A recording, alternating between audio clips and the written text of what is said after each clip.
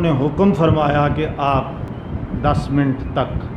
ضرور گفتگو کریں، لہٰذا آپ کو 10 منٹ تک مجھے برداشت کرنا ہے ان کے حکم کے مطابق، اور امید کرتا ہوں بارگاہ خداوندی میں کہ انشاءاللہ آپ کے یہ لمحات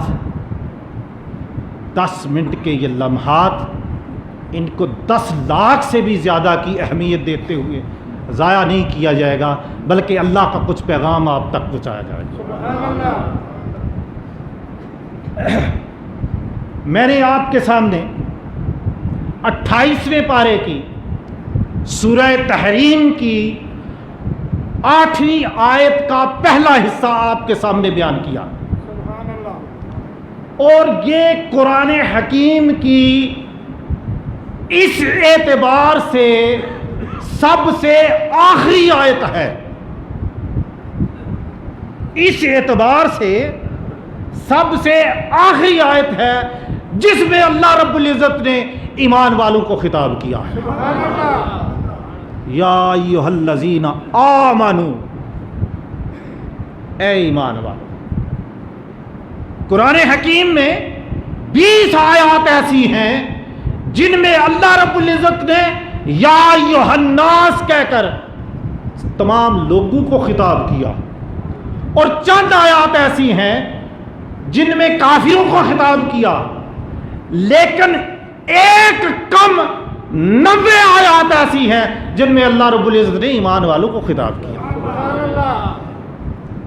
اور ان ایک کم 90 آیات میں سے سب سے پہلی آیت، سب سے آخری آیت یہ ہے جو میں نے آپ کے سامنے بیان کی ہے، اور سب سے پہلی آیت جس میں ایمان والوں کو خطاب کیا وہ ہے یا ایھا الذین آمنوا لا تقولوا رائنا، کہ اے ایمان والو رائنا مت کہو۔ وہ ایک الگ موضوع ہے، صرف یہ بتانا ہے کہ پہلی آیت میں ایمان والوں کو خطاب کر کے اللہ رب العزت نے ادب مصطفیٰ سکھایا، عشق مصطفیٰ سکھایا، اور آخری آیت میں ایمان والوں کو خطاب کر کے توبہ استغفار کرنا سکھایا۔ پہلی آیت میں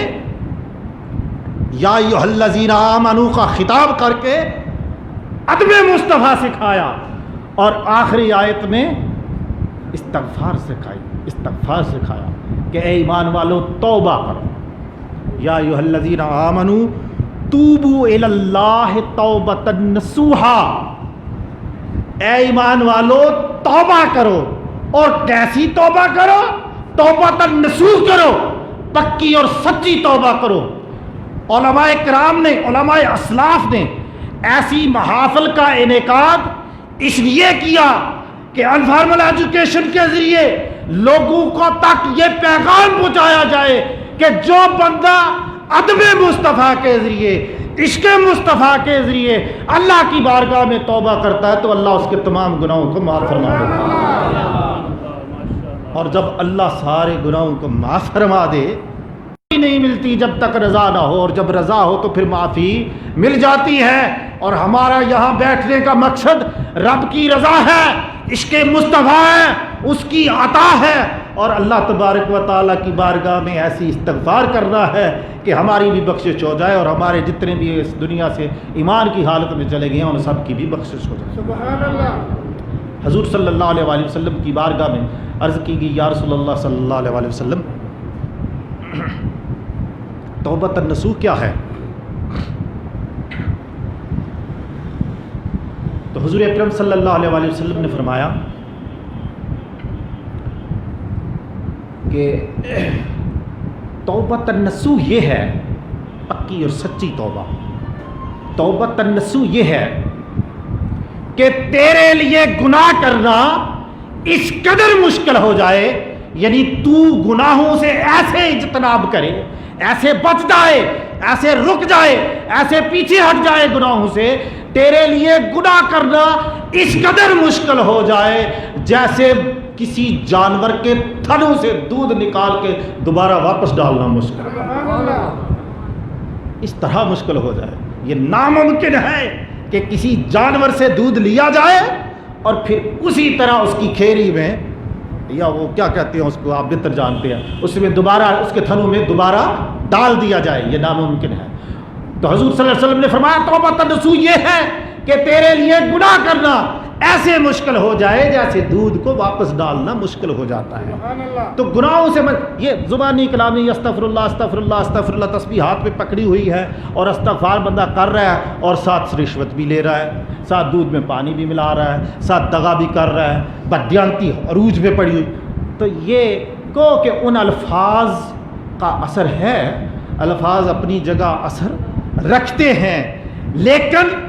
عمل تبھی ہوتا ہے جب ارادہ مصمم ہوتا ہے گناہ کو چھوڑنے کا، اور جب گناہ کو چھوڑ دیا جائے تو پھر وہ توبہ توبۃ نصوح بنتی ہے، پکی اور سچی توبہ بنتی ہے۔ تو اللہ کی بارگاہ میں دعا ہے کہ اللہ تعالی ہمیں پکی اور سچی توبہ کرنے کی توفیق عطا فرمائے۔ تو ایسے موقعوں پر کہ جب اجتماعات ہوتے ہیں، لوگ اکٹھے ہوتے ہیں، توبہ کرتے ہیں، اور توبہ کے حوالے سے یہاں فرمایا ایمان والوں سے یہ خطاب ہے، اور فرمایا کہ یہ توبہ ایمان والے کرتے ہیں۔ آپ دیکھیں کہ جب وہ ایمان میں آ گئے، یعنی ایمان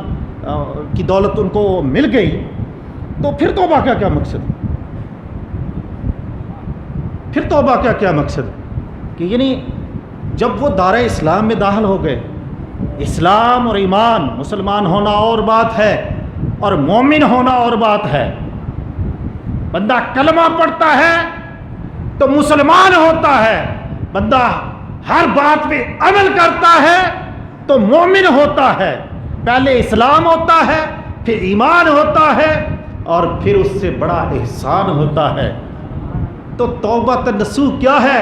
پکی سچی توبہ ہے۔ اور کیسے ہے کہ جو بندے ابھی تک عالم کفر میں ہیں وہ توبہ کریں اور عالم اسلام میں داخل ہو جائیں، دار اسلام میں داخل ہو جائیں۔ کافروں کی توبہ یہ ہے کہ وہ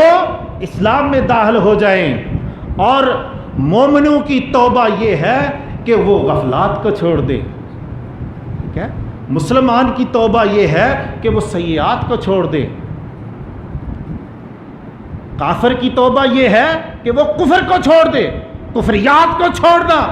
معصیات کو چھوڑنا، اور پھر غفلات کو چھوڑنا۔ یہ تین درجے ہیں کہ جو ابھی مسلمان نہیں ہے وہ کفر کو چھوڑ دے، اس کی یہ توبہ ہے، اور جو مسلمان ہے اس کی توبہ یہ ہے کہ وہ گناہوں کو چھوڑ دے، اور جس نے گناہوں کو بھی چھوڑ دیا وہ دارہ اسلام میں داخل بھی ہو گیا، اب اس کی توبہ کیا ہے؟ اس کی توبہ یہ ہے کہ وہ غفلات کو چھوڑ دے، وہ غافل رہنا چھوڑ دے، ہر وقت اللہ کی یاد میں محو رہے۔ اس لیے وہ بلے شاہ انہوں نے فرمایا نا، وہ بزرگ ہیں، وہ کہتے ہیں جو دم غافل سو دم کافر، لہٰذا غفلت کو چھوڑنا یہ ایمان والوں کی توبہ ہے، کیونکہ وہ کلمہ پڑھ کر دارہ اسلام میں تو داخل ہو چکے، عمل کر کے وہ ایمان کے درجے کو پہنچ چکے، اب کیا ہے؟ غفلتوں کو چھوڑنا ہے۔ ہماری غفلتوں نے ہمیں کہاں تک پہنچا دیا کہ وہ سلطنت عثمانیہ جو 1299 میں شروع ہوئی اور 1922 میں ختم ہو گئی، 600 سال تک 3 بر اعظموں میں مسلمانوں کی حکومت رہی۔ وہ اس لیے حکومت رہی کہ وہ مومن تھے، اور ایسے مومن تھے کہ انہوں نے غفلات کو چھوڑا ہوا تھا، اور ہم ایسے ایمان والے ہیں کہ ہم ہر وقت غفلت میں کھبے ہوئے ہیں، پھنسے ہوئے ہیں، دنسے ہوئے ہیں۔ اگر ہم غفلات کو چھوڑ دیں گے تو انشاءاللہ 3 بر اعظموں